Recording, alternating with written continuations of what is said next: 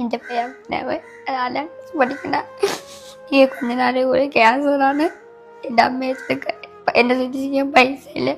ഈ വീഡിയോ കാണാൻ എന്നെ സഹായിക്കണം. ഇതെൻ്റെ മകനാണ്. കഴിഞ്ഞ 7 വർഷമായിട്ട് അമൃത ഹോസ്പിറ്റലിലെ ട്രീറ്റ്മെൻറ്റിലാണ് എൻ്റെ മകൻ.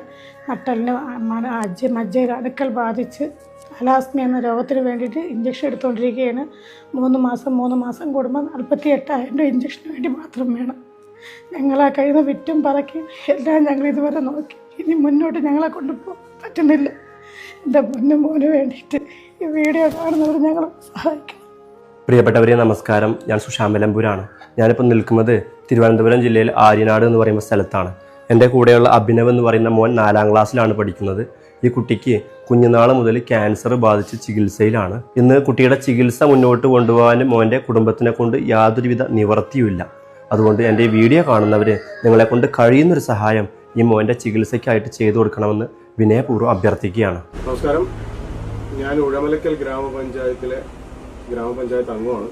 പേര് കുളപ്പുറ ഫിറോസ് എന്നാണ്. ഇത് അഭിനവിന് ഇപ്പോൾ 10 വയസ്സായി.